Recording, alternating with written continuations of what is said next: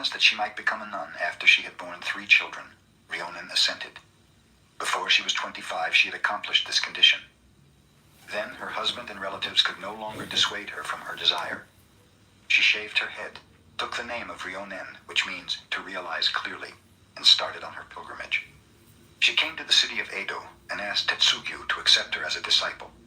At one glance, the master rejected her because she was too beautiful. Ryonin then went on to another master, Hakuo. Hakuo refused her for the same reason, saying that her beauty would only make trouble. Ryonin obtained a hot iron and placed it against her face. In a few moments, her beauty had vanished forever. Hakuo then accepted her as a disciple. Commemorating this occasion, Ryonin wrote a poem on the back of a little mirror. In the service of my empress, I burned incense to perfume my exquisite clothes. Now, as a homeless mendicant, I burn my face to enter a Zen temple. When Ryonin was about to pass from this world, she wrote another poem. 66 times, these eyes beheld the changing scene of autumn. I have said enough about moonlight. Ask no more. Only listen to the voice of pines and cedars when no wind stirs.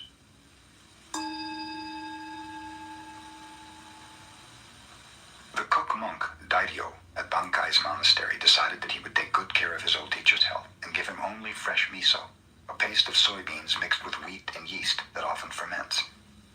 Bankei, noticing that he was being served better miso than his pupils, asked, "Who's the cook today?" Dairyo was sent before him. Bankei learned that according to his age and position, he should eat only fresh miso. So he said to the cook, "Then you think I shouldn't eat at all?" With this, he entered his room and locked the door. Dairyo, sitting outside the door, asked his teacher's pardon. Bankei would not answer. For 7 days, Dairyo sat outside and Bankei within. Finally, in desperation Chris, you know what's crazy is I've been doing this for 4 or 5 years now, and I've gone through so many accounts, but like none of these accounts seem to have been getting deleted. But to think that I have gotten so many accounts deleted doing what I'm doing is unbelievable. It may mean that my antagonizers have surrendered because it's futile to try to mass report stuff or take down YouTube accounts, but it's just remarkable how how many accounts I've had to go through to do all this. Parent called loudly to Bankei, "You may be all right, old teacher, but this young disciple here has to eat. He cannot go without food forever." At that, Bankei opened the door. He was smiling. He told Dairyo, "I insist on eating the same food as the least of my followers. When you become the teacher, I do not want you to forget this."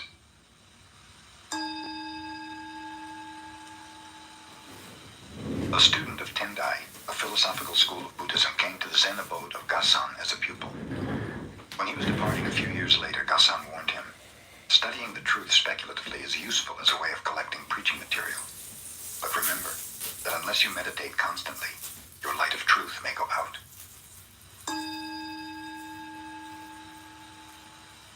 While Seisetsu was the master of Engaku in Kamakura, he required larger quarters since those in which he was teaching were overcrowded. Umezu Seibi, a merchant of Edo, decided to donate 500 pieces of gold called ryo toward the construction of a more commodious school. This money he brought to the teacher. Seisetsu said, "All right, I will take it." Umezu gave Seisetsu the sack of gold, but he was dissatisfied with the attitude of the teacher. One might live a whole year on 3 ryo, and the merchant had not even been thanked for 500. "In that sack are 500 ryo, hinted Umezu. "You told me that before," replied Seisetsu. "Even if I am a wealthy merchant, 500 ryo is a lot of money," said Umezu. "Do you want me to thank you for it?" asked Seisetsu. "You ought to," replied Umezu. "Why should I?" inquired Seisetsu. "The giver should be thankful."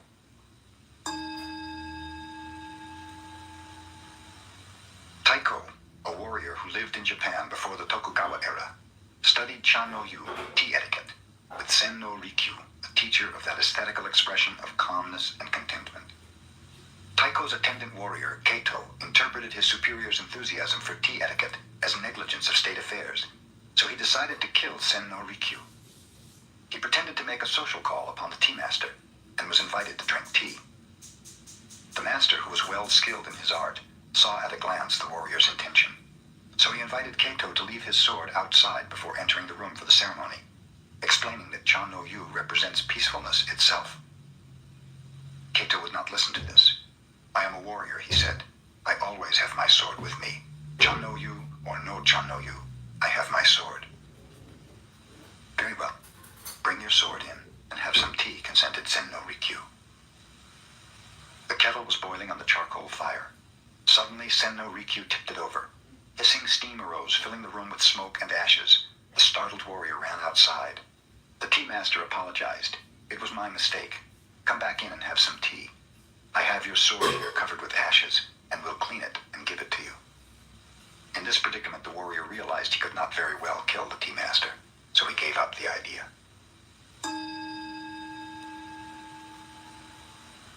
Just before Ninakawa passed away, the Zen master Ikkyu visited him. Shall I lead you on? Ikkyu asked. Ninakawa replied, I came here alone, and I go alone. What help could you be to me? Ikkyu answered, if you think you really come and go, that is your delusion. Let me show you the path on which there is no coming and no going. With his words, Ikkyu had revealed the path so clearly that Ninakawa smiled and passed away.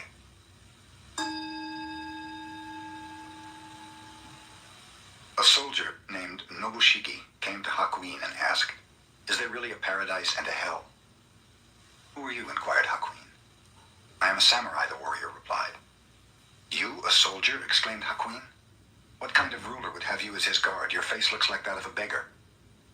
Nobushige became so angry that he began to draw his sword, but Hakuin continued. So you have a sword. Your weapon is probably much too dull to cut off my head. As Nobushige drew his sword, Hakuin remarked, here open the gates of hell. At these words, the samurai, perceiving the master's discipline, sheathed his sword and bowed. Here open the gates of paradise, said Hakuin.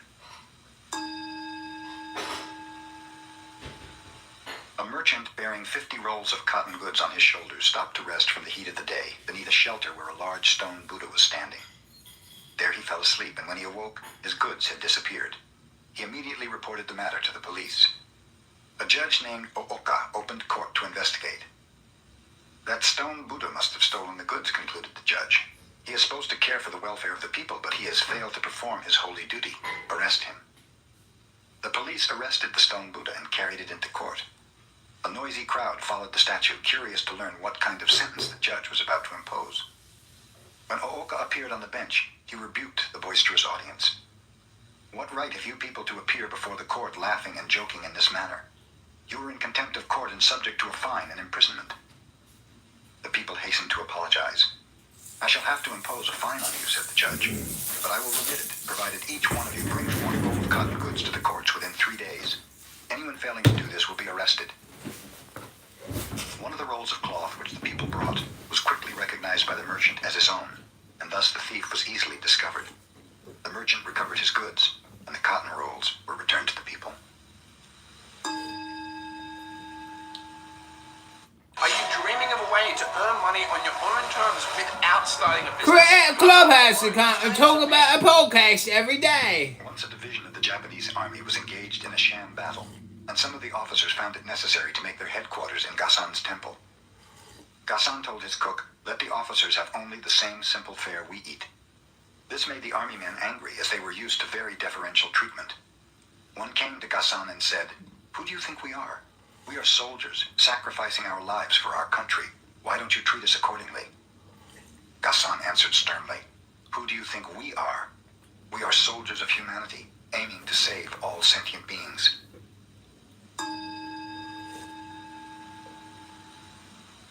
Zenkai, the son of a samurai, journeyed to Edo and there became the retainer of a high official. He fell in love with the official's wife and was discovered. In self-defense, he slew the official. Then he ran away with the wife. Both of them later became thieves, but the woman was so greedy that Zenkai grew disgusted. Finally, leaving her, he journeyed far away to the province of Buzen, where he became a wandering mendicant. To atone for his past, Zenkai resolved to accomplish some good deed in his lifetime. Knowing of a dangerous road over a cliff that had caused the death and injury of many persons, he resolved to cut a tunnel through the mountain there. Begging food in the daytime, Zenkai worked at night digging his tunnel. When 30 years had gone by, the tunnel was 2,280 feet long, 20 feet high and 30 feet wide. 2 years before the work was completed, the son of the official he had slain, who was a skillful swordsman, found Zenkai out and came to kill him in revenge. "I will give you my life willingly," said Zenkai. "Only let me finish this work. On the day it is completed, then you may kill me." So the son awaited the day. Several months passed and Zenkai kept on digging. The son grew tired of doing nothing and began to help with the digging. After he had helped for more than a year, he came to admire Zenkai's strong will and character. At last, the tunnel was completed, and the people could use it to travel in safety. "Now cut off my head," said Zenkai. "My work is done." "How can I cut off my own teacher's head?" asked the younger man, with tears in his eyes.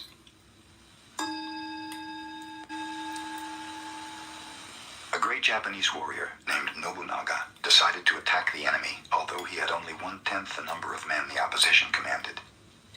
He knew that he would win, but his soldiers were in doubt.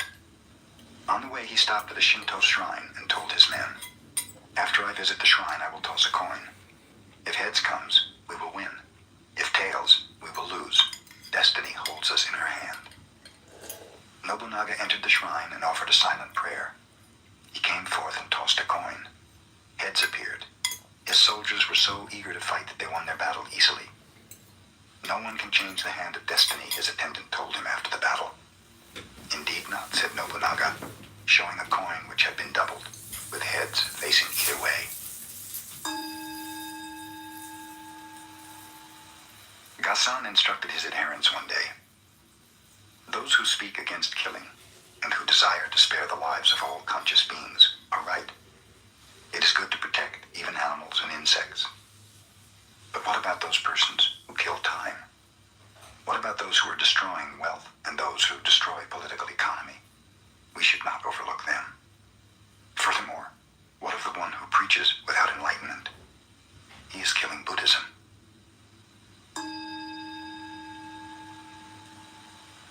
A young wife fell sick and was about to die. "I love you so much," she told her husband. "I do not want to leave you. Do not go from me to any other woman. If you do, I will return as a ghost and cause you endless trouble." Soon the wife passed away. The husband respected her last wish for the first 3 months, but then he met another woman and fell in love with her. They became engaged to be married. Immediately after the engagement, a ghost appeared every night to the man, blaming him for not keeping his promise. The ghost was clever, too. She told him exactly what had transpired between himself and his new sweetheart. Whenever he gave his fiancée a present, the ghost would describe it in detail. She would even repeat conversations, and it so annoyed the man that he could not sleep. Someone advised him to take his problem to a Zen master who lived close to the village. At length, in despair, the poor man went to him for help. "Your former wife became a ghost and knows everything you do," commented the master. "Whatever you do or say, whatever you give your beloved, she knows. She must be a very wise ghost. Really, you should admire such a ghost. The next time she appears, bargain with her. Tell her that she knows so much you can hide nothing from her, and that if she will answer you one question, you promise to break your engagement and remain single." "What is the question I must ask her?" inquired the man. The master replied, "Take a large handful of soybeans and ask her exactly how many beans you hold in your hand. If she cannot tell you, you will know she is only a figment of your imagination and will trouble you no longer." The next night, when the ghost appeared, the man flattered her and told her that she knew everything. "Indeed," replied the ghost, "and I know you went to see that Zen master today." "And since you know so much," demanded the man, "tell me how many beans I hold in this hand." There was no longer any ghost to answer the question.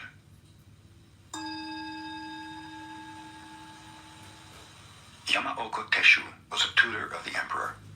He was also a master of fencing and a profound student of Zen. His home was the abode of vagabonds. He had but one suit of clothes, for they kept him always poor. The emperor, observing how worn his garments were, gave Yamaoka some money to buy new ones. The next time Yamaoka appeared, he wore the same old outfit. "What became of the new clothes, Yamaoka?" asked the emperor. "I provided clothes for the children of your majesty," explained Yamaoka.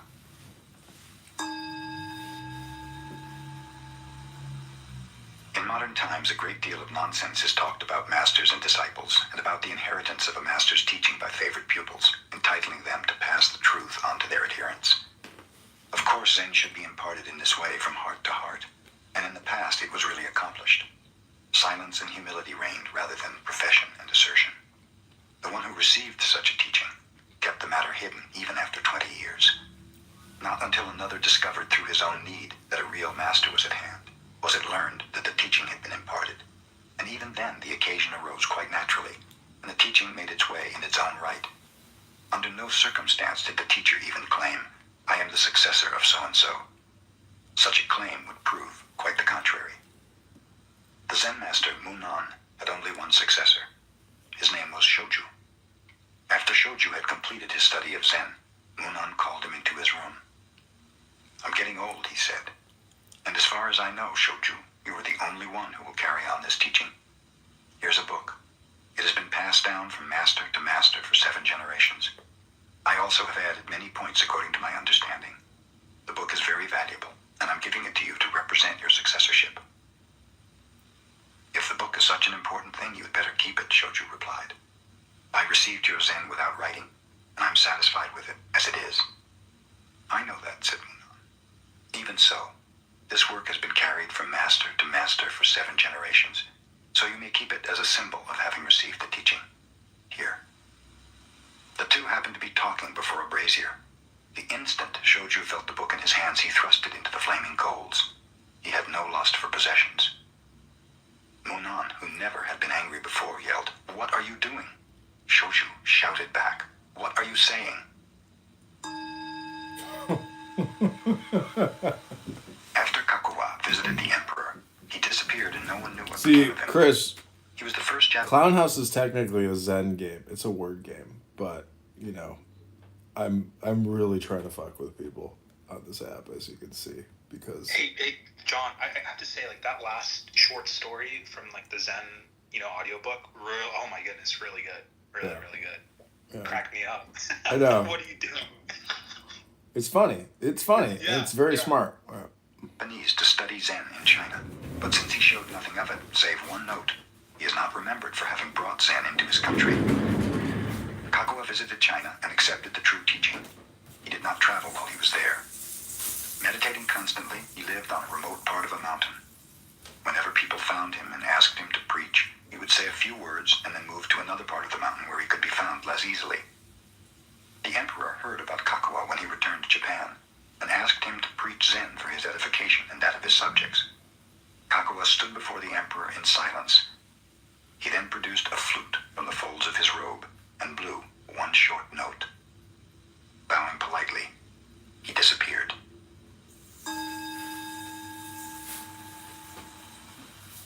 Circumstances arose one day which delayed preparation of the dinner of a Soto Zen master, Fugai, and his followers.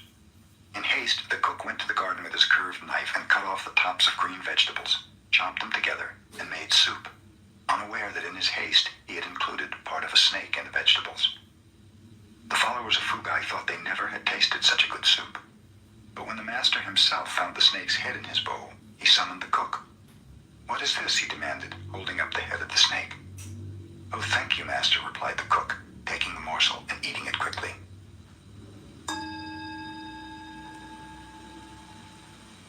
Sozan, a Chinese Zen master, was asked by a student, "What is the most valuable thing in the world?" The master replied, "The head of a dead cat." "Why is the head of a dead cat the most valuable thing in the world?" inquired the student.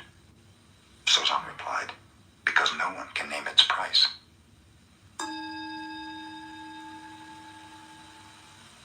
The pupils of the Tendai school used to study meditation before Zen entered Japan. 4 of them, who were intimate friends, promised one another to observe 7 days of silence. On the first day all were silent. Their meditation had begun auspiciously. But when night came and the oil lamps were growing dim, one of the pupils could not help exclaiming to a servant, "Fix those lamps." The second pupil was surprised to hear the first one talk. "We're not supposed to say a word," he remarked. "You two are stupid. Why did you talk?" asked the third. "I'm the only one who has not talked," concluded the fourth pupil.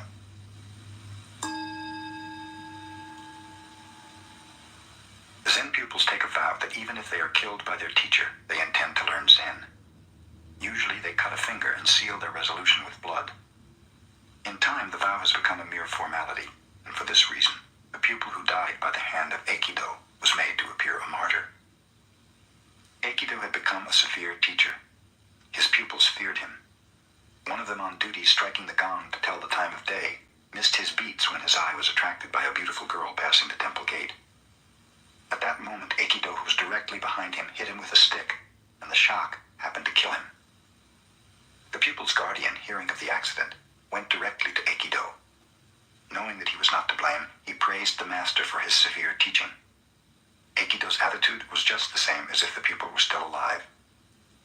After this took place, he was able to produce under his guidance more than 10 enlightened successors, a very unusual number.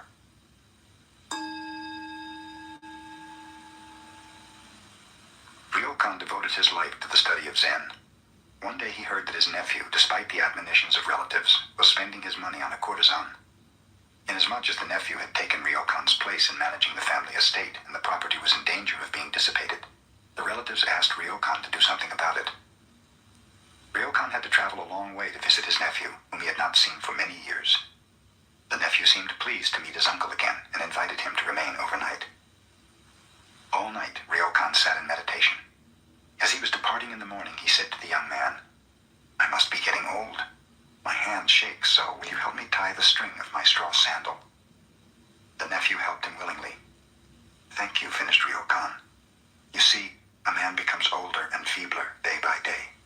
Take good care of yourself." Then Ryokan left, never mentioning a word about the courtesan or the complaints of the relatives. But from that morning on, the dissipations of the nephew ended.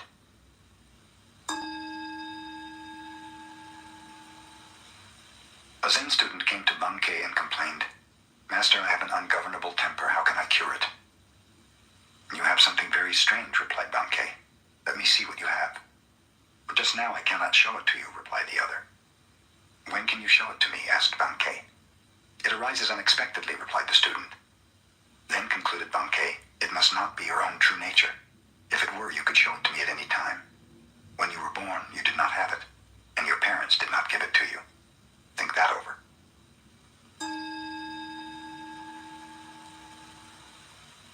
Hogan, a Chinese Zen teacher, lived alone in a small temple in the country. One day, 4 traveling monks appeared and asked if they might make a fire in his yard to warm themselves.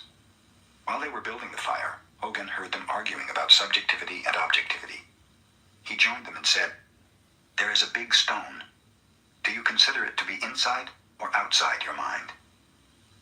One of the monks replied, "From the Buddhist viewpoint, everything is an objectification of mind, so I would say that the stone is inside my mind." "Your head must feel very heavy," observed Hogan, "if you were carrying around a stone like that in your mind."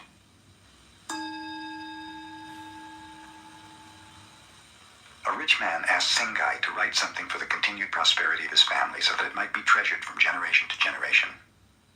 Sengai obtained a large sheet of paper and wrote, "Father dies, son dies, grandson dies." The rich man became angry. "I asked you to write something for the happiness of my family. Why do you make such a joke as this?" "No joke is intended," explained Sengai. "If before you yourself die, your son should die, this would grieve you greatly. If your grandson should pass away before your son, both of you would be broken-hearted. If your family, generation after generation, passes away in the order I have named, it will be the natural course of life. I call this real prosperity."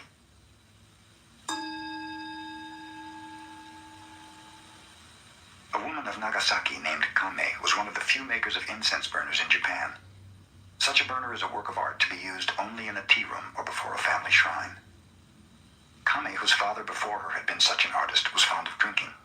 She also smoked and associated with men most of the time. Whenever she made a little money, she gave a feast inviting artists, poets, carpenters, workers, men of many vocations and avocations.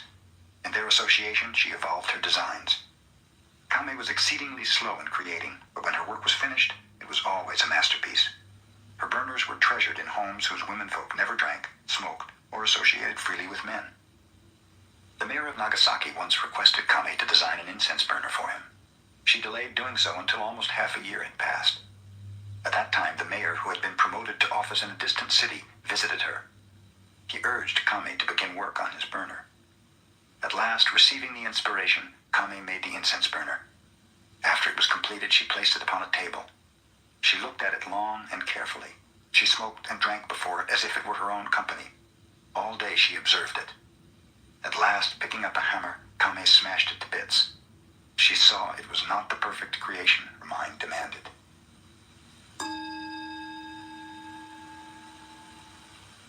When Bankei was preaching at Ryomon Temple, a Shinshu priest who believed in salvation through the repetition of the name of the Buddha of Love was jealous of his large audience and wanted to debate with him. Bankei was in the midst of a talk when the priest appeared, but the fellow made such a disturbance that Bankei stopped his discourse and asked about the noise. The founder of our sect, boasted the priest, had such miraculous powers that he held a brush in his hand on one bank of the river. His attendant held up a paper on the other bank, and the teacher wrote the holy name of Amida through the air. Can you do such a wonderful thing? Bankei replied lightly, perhaps your fox can perform that trick, but that is not the manner of Zen. My miracle is that when I feel hungry, I eat, and when I feel thirsty, I drink.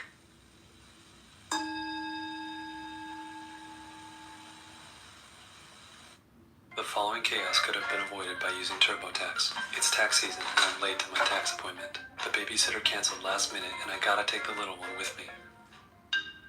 Hello? Yes. I'll be in your office in like 15 minutes. Our appointment was at 10 a.m. I know. I'm running a little bit late. Jay, it's 4 p.m. That's when I realized I can hand off my taxes to a TurboTax expert who can have them prepared in as little as 2 hours. We are back. Did you make an appointment? Almost.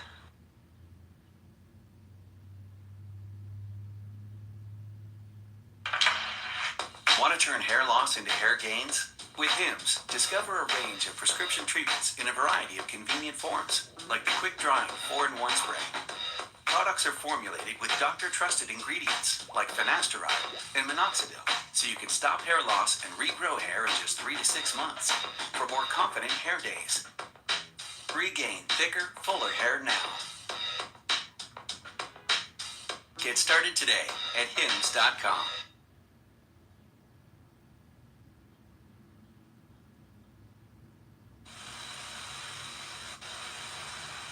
Yamaoka Teshu, as a young student of Zen, visited one master after another. He called upon Dokuon of Shokoku. Desiring to show his attainment, he said, "The mind, Buddha, and sentient beings, after all, do not exist. The true nature of phenomena is emptiness. There is no realization, no delusion, no sage, no mediocrity. There is no giving and nothing to be received." Dokuon, who was smoking quietly, said nothing. Suddenly he whacked Yamaoka with his bamboo pipe. This made the youth quite angry. "If nothing exists," inquired Dokuon, "where did this anger come from?"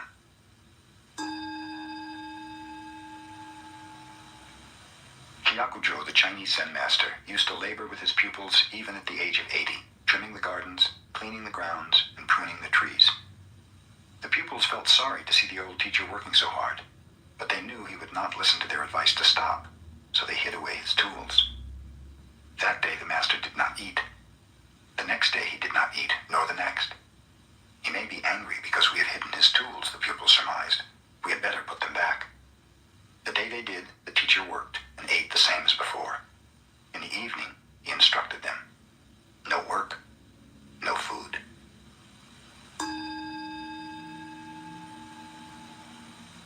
EQ, the Zen master, was very clever even as a boy.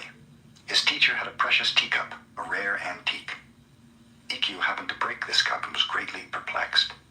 Hearing the footsteps of his teacher, he held the pieces of the cup behind him. When the master appeared, EQ asked, "Why do people have to die?" "This is natural," explained the older man.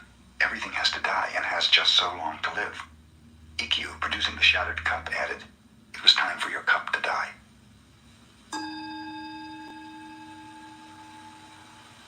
A Zen master named Geitan lived in the latter part of the Tokugawa era. He used to say, "There are 3 kinds of disciples. Those who impart Zen to others, those who maintain the temples and shrines, and then there are the rice bags and the clothes hangers." Gasan expressed the same idea When he was studying under Tekesui, his teacher was very severe. Sometimes he even beat him. Other pupils would not stand this kind of teaching and quit. Gasan remained, saying, "A poor disciple utilizes a teacher's influence. A fair disciple admires a teacher's kindness. A good disciple grows strong under a teacher's discipline."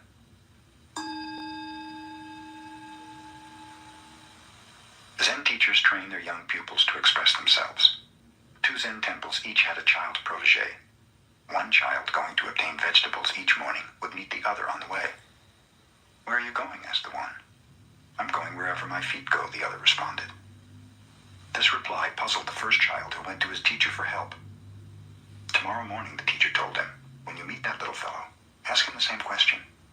He'll give you the same answer, and then you ask him, 'Suppose you have no feet. Then where are you going?' That'll fix him." The children met again the following morning. "Where are you going?" asked the first child. "I'm going wherever the wind blows," answered the other. This again nonplussed the youngster, who took his defeat to his teacher. "Ask him where he's going if there's no wind," suggested the teacher. The next day the children met a third time. "Where are you going?" asked the first child. "I'm going to market to buy vegetables," the other replied.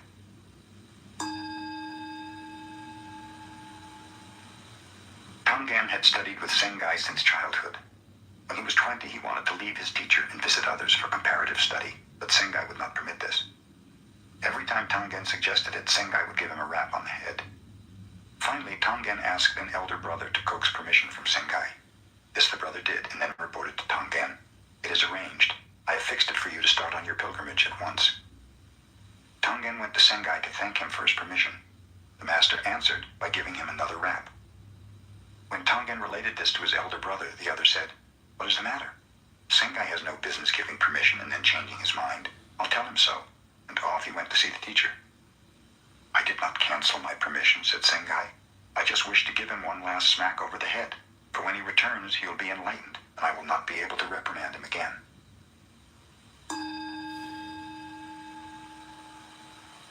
Matajuro Yagyo was the son of a famous swordsman. His father, believing that his son's work was too mediocre to anticipate mastership, disowned him. So Matajuro went to Mount Futara, and there found the famous swordsman Banzo. But Banzo confirmed the father's judgment. "You wish to learn swordsmanship under my guidance?" asked Banzo. "You cannot fulfill the requirements." "But if I work hard, how many years will it take me to become a master?" persisted the youth. "The rest of your life," replied Banzo. "I cannot wait that long," explained Matajuro. "I'm willing to pass through any hardship if only you will teach me. If I become your devoted servant, how long might it be?" "Oh, maybe 10 years, Banzo relented. "My father's getting old, and soon I must take care of him," continued Matajuro. "If I work far more intensely, how long would it take me?" "Oh, maybe 30 years, said Banzo. "Well, why is that?" asked Matajuro. "First you say 10, and now 30 years. I will undergo any hardship to master this art in the shortest time." "Well," said Banzo, "in that case, you'll have to remain with me for 70 years. A man in such a hurry as you are to get results seldom learns quickly." "Very well," declared the youth, understanding at last that he was being rebuked for impatience. "I agree." Matajuro was told never to speak of fencing and never to touch a sword. He cooked for his master, washed the dishes, made his bed, cleaned the yard, cared for the garden, all without a word of swordsmanship. 3 years passed. Still Matajuro labored on. Thinking of his future, he was sad.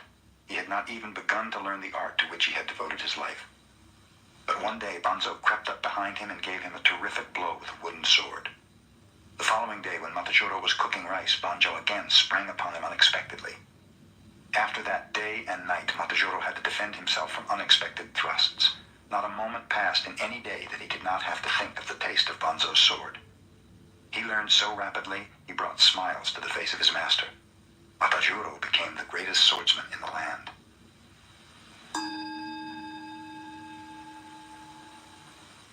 Encho was a famous storyteller. His tales of love stirred the hearts of his listeners. When he narrated a story of war, it was as if the listeners themselves were on the field of battle. One day Encho met Yamaoka Teshu, a layman who had almost embraced masterhood in Zen.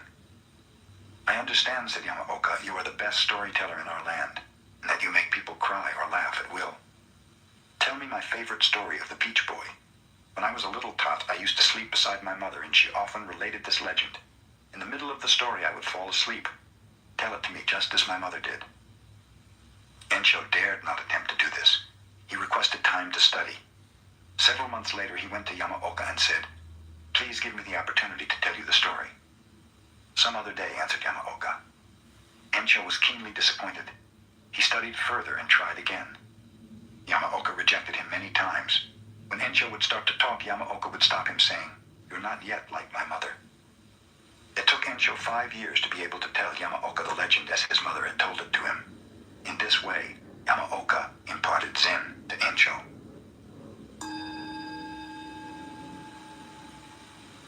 Many pupils were studying meditation under the Zen master Sengai. One of them used to arise at night, climb over the temple wall, and go to town on a pleasure jaunt. Sengai, inspecting the dormitory quarters, found this pupil missing one night and also discovered the high stool he had used to scale the wall. Sengai removed the stool and stood there in its place. When the wanderer returned, not knowing that Sengai was the stool, he put his feet on the master's head and jumped down into the grounds. Discovering what he had done, he was aghast. Sengai said, "It is very chilly in the early morning. Do be careful not to catch cold yourself." The pupil never went out at night again.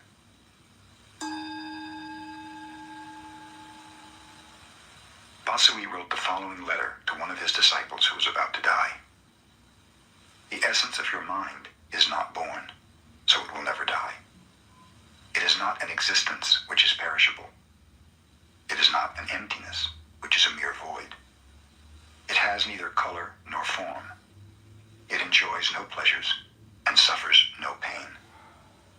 I know you are very ill.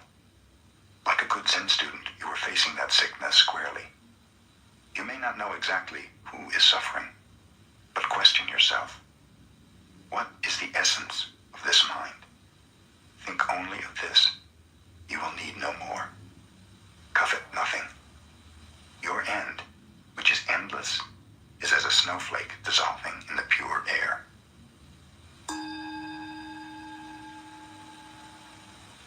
A Zen master named Isan asked a young student to bring him a pail of water to cool his bath.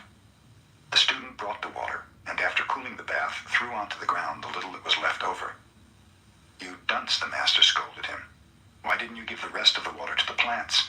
What right have you to waste even a drop of water in this temple?" The young student attained Zen in that instant. He changed his name to Tekisui, which means a drop of water.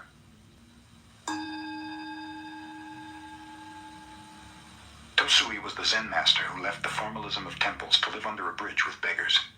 When he was getting very old, a friend helped him to earn his living without begging. He showed Tosui how to collect rice and manufacture vinegar from it, and Tosui did this until he passed away. While Tosui was making vinegar, one of the beggars gave him a picture of the Buddha. Tosui hung it on the wall of his hut and put a sign beside it.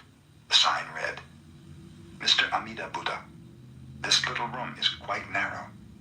I can let you remain as a transient, but don't think I'm asking you to help me to be reborn in your paradise." Shoichi was a one-eyed teacher of Zen, sparkling with enlightenment. He taught his disciples in Tofuku Temple. Day and night, the whole temple stood in silence. There was no sound at all. Even the reciting of sutras was abolished by the teacher. His pupils had nothing to do but meditate. When the master passed away, an old neighbor heard the ringing of bells and the recitation of sutras. Then she knew Shoichi had gone.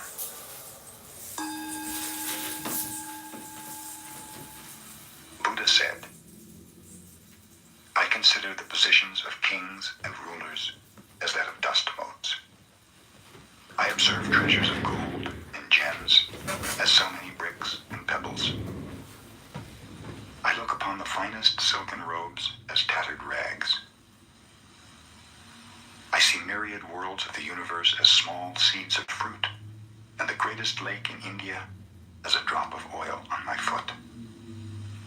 I perceive the teachings of the world to be the illusion of magicians.